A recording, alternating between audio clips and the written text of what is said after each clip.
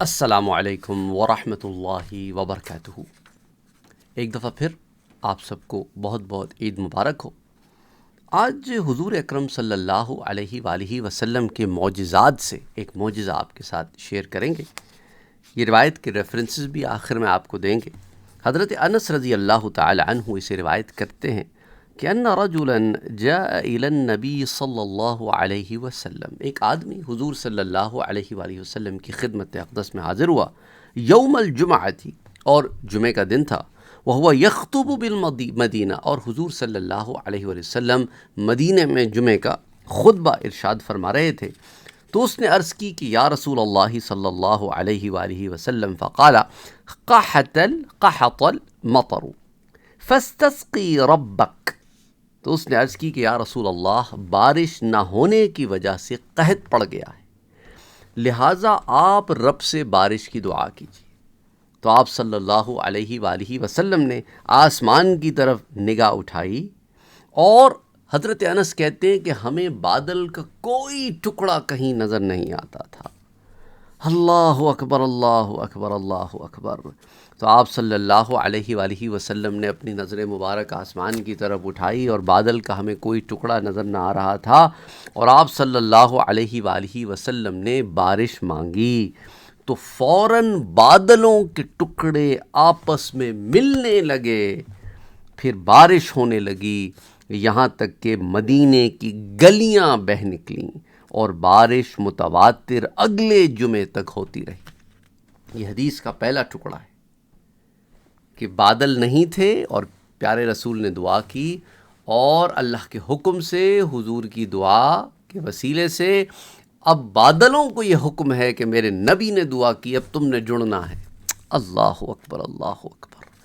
تو بادل جڑ رہے ہیں کیونکہ نبی نے دعا کی ہے، تو اللہ نے بادلوں کو جڑنے کا حکم دے دیا۔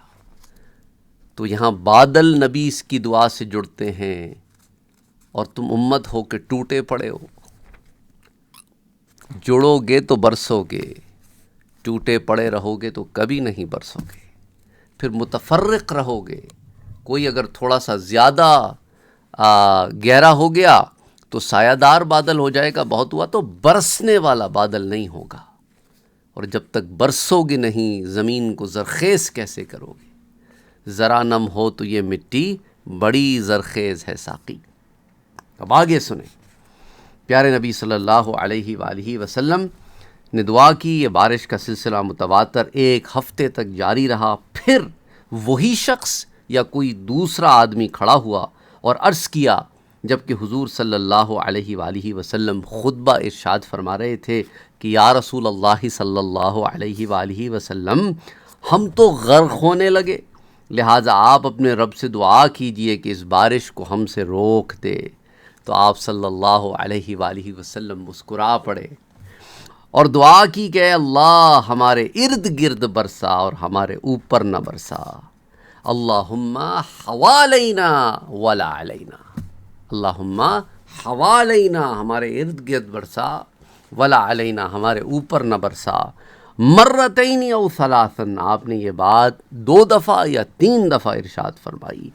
تو اب یہ دعا کی تو رب تعالیٰ نے بادلوں کو حکم دیا، سو بادل چھٹنے لگے اور مدینہ منورہ کے دائیں بائیں جانب جانے لگے، چنانچہ ہمارے ارد گرد کھیتوں اور فصلوں پر بارش ہونے لگی، ہمارے اوپر بند ہو گئی۔ یوں ہی اللہ نے اپنے نبی کی برکت اور ان کی قبولیت دعا جو ہے اللہ نے دکھائی۔ تو یہ بھی حدیثی کے الفاظ ہیں، یریہم اللہ کرامت نبیہ صلی اللہ علیہ وسلم و اجابت دعوتہ، اور ان کی قبولیت دعا جو ہے وہ اللہ نے دکھائی اور دکھاتا ہے۔ تو اب یہ روایت بظاہر تو یہ آپ کو پتہ چلتی ہے کہ ایک طرف حضور صلی اللہ علیہ وسلم کا یہ معجزہ کہ آپ نے دعا مانگی تو بادل برسنے لگے، اور آپ نے دعا مانگی اللہ سے تو بادل تھم گئے اور چھٹ گئے۔ تو میرے نبی کے یہاں لب ہلے اور وہاں یہ معاملہ ہو گیا۔ حضور صلی اللہ علیہ وآلہ وسلم بھی قحط دیکھ رہے تھے، اور حضور صلی اللہ علیہ وآلہ وسلم بھی بارش کا متواتر برسنا دیکھ رہے تھے، لیکن انبیاء کی ذات ان ظاہری چیزوں سے بے نیاز ہوتی ہے۔ تو اس لیے لوگوں نے کہا حضور دعا کر دیجئے، حضور نے دعا فرما دی۔ اب وہی آ گئے کہ بہت ہو گئی، اب روکنے کی دعا فرما دیجئے، تو حضور نے مسکرایا، تم ہی نے کہا تھا کہ برسے تو برس رہے ہیں، اب تم ہی کہتے ہو کہ روک دیں، تو اللہ روک بھی دے گا۔ اللہ اکبر، اللہ اکبر۔ یہ نبی کا آپ دیکھ رہے ہیں کہ اللہ کے ہاں کیا مقام ہے، کیا قدر و منزلت ہے، اور وہ اپنی ذات کے بارے میں بے نیاز ہوتے ہیں، انہیں نہیں چاہیے ہوتی ہے چیزیں، انہیں رب نے جیسے رکھا ہوتا ہے وہ خوش ہوتے ہیں، مطمئن ہوتے ہیں۔ یا اللہ کے دوسرے بندے، دیگر بندے آتے ہیں اور اپنے اسباب بیان کرتے ہیں، تو انبیاء اللہ کے حضور دعا کر دیتے ہیں، نہ انہیں بارش چاہیے ہوتی ہے، نہ بارش روکنی ہوتی ہے۔ اللہ اکبر، اللہ اکبر۔ یہ بے نیازی ہوتی ہے ان کی، اور اس کے بعد بھی بے نیازی کا عالم یہ دیکھیں تو کیا فرمایا، اللہم حوالینا ولا علینا، ہم پر نہ برسا، انسانوں کی نیڈ پوری ہو گئی ہے، اب وہاں برسا جہاں اور نیڈ ہے، تو اب فصلوں میں برسی تو فصلیں اچھی ہوئیں، کھیتوں میں برسی تو کھیت اچھے ہوئے، اب ان کی حاجت پوری کر دے، انہیں اور پانی چاہیے۔ تو انبیاء کی رحمت جو ہوتی ہے وہ رحمت للعالمین، وہ بھی خاص طور پر، تو وہ سب کے لیے رحمت ہوتے ہیں، سب کے لیے رحمت ہوتے ہیں۔ اب یہ جو روایت ہے اس سے متفقن علیہ روایت ہے، بخاری شریف اور مسلم شریف کی روایت کو کیا کہتے ہیں، متفقن علیہ روایت کہتے ہیں۔ اور بخاری شریف میں یہ آتی ہے، کتاب الادب میں امام بخاری سے لائے، اللہ اکبر، اللہ اکبر، اور اس کو حضور کے مسکرانے کے باب میں لائے ہیں کہ پیارے نبی کے، یعنی آپ دیکھیں امام بخاری کا عشق نبی کہ مسکراہٹ کا باب قائم کیا ہے ادب کے ضمن میں، اللہ اکبر۔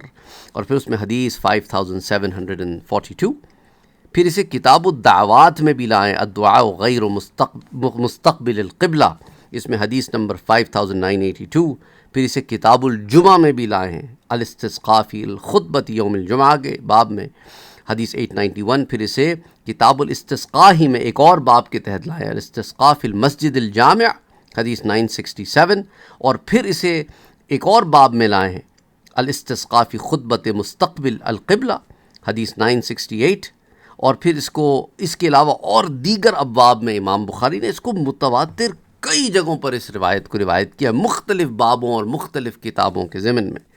اچھا، پھر امام مسلم نے بھی اسے الصحیح میں کتاب الاستسقاء میں باب الدعاء فی الاستسقاء میں روایت کیا ہے، اور 3 حدیثوں میں 612 سے 614 تک، اور پھر آگے پھر اس کو حدیث 897 بلکہ حدیث 897 ہے، یہ پیج نمبر ہے جلد نمبر 2 کا 612 سے 614 پہ حدیث 897 ہے۔ اچھا، تو امام بخاری اور امام مسلم دونوں اس سے الصحیح میں لے آئے ہیں، اور الصحیح میں یہ روایت دونوں کی کتب میں آ گئی تو یہ متفقن علیہ روایت ہو گئی، اور امام ابی داؤد نے بھی اسے روایت کیا ہے اپنی السنن میں، اور اسی طرح جو امام نسائی نے بھی اسے السنن میں روایت کیا ہے، اور امام ابن ماجہ نے بھی اسے روایت کیا ہے السنن میں۔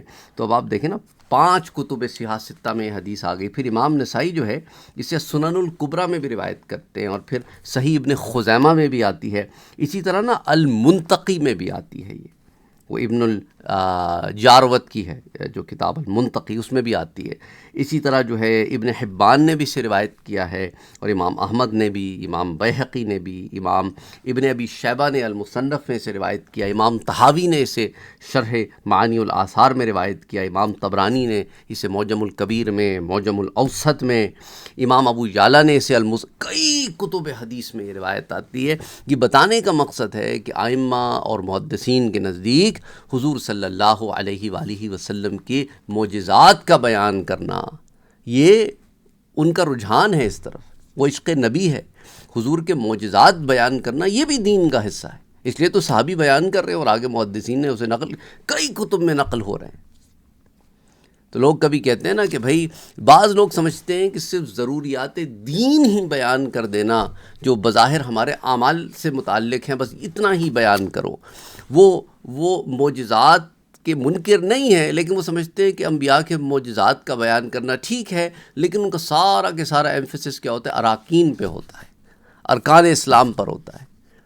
وہ یہ بھول جاتے ہیں کہ حدیثوں کی کتابوں کے علاوہ قرآن میں بھی اللہ نے انبیاء کے معجزات کا بیان کیا ہے، تو انبیاء کا معجزات کا بیان کرنا جو ہے وہ اللہ کی سنت بھی ہے۔ اللہ کے انبیاء کی سنت بھی ہے اور صحابہ کی سنت بھی ہے۔ تو جو اتنے تواتر سے معاملہ چلا آ رہا ہے اس کو بیان کرنے میں کوئی نہ کوئی حکمت تو ہوگی نا، لیکن ہمارے ہاں لوگوں کی تنگ نظری کا عالم یہ ہے، وہ بس یہی کہتے ہیں کہ بس یہی بیان کرو، بس اس سے زیادہ اور کچھ نہ بیان کرو۔ اینی وے، بہت ہی خوبصورت روایت ہے۔ پتہ نہیں ہم ان روایتوں کو بیان کرتے ہیں، ایمان سے بتاؤں میں تو یہی سمجھتا ہوں ان کا ہم حق نہیں ادا کر سکتے۔ بیان کرتے ہیں، اپنی طرف سے محنت کرتے ہیں، کوشش کرتے ہیں، لیکن پھر بھی ایک تشنگی رہ جاتی ہے کہ نہیں، اس میں کچھ اور بھی ہے جو ابھی ہم پہ کھلا نہیں، اور اگر کھل بھی جائے تو شاید ہمارے پاس وہ قوت گویائی نہیں کہ اسے ہم بیان کر سکیں۔ تو اس لیے ہم کہتے ہیں کہ اے اللہ، تو ہی بہتر جانتا ہے کہ تیرے نبی کا کیا مقام ہے، تیرے نبی کا کیا علم ہے، ہم نہیں جان سکتے، ہم نہیں جان سکتے، ہم بڑے ہی قلیل علم کو جاننے والے تیرے عاجز گناہگار بندے، تو ہمیں معاف کر دے، تو ہمیں بخش دے۔ ہم نے تیرے نبی کا ذکر کیا، کچھ اپنی تھوڑی سی محنت کی، تو اسے قبول کر کے اسی کے وسیلے سے ہمیں معاف کر دے کہ ہم نے تیرے پیارے نبی کا ذکر کیا ہے، تیرے حبیب کا ذکر کیا ہے۔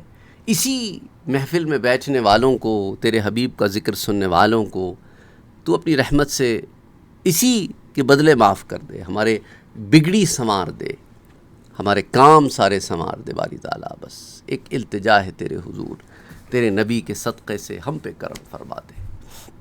اللہم صلی علی محمد وعلی آل محمد صلی اللہ علیہ وآلہ وسلم۔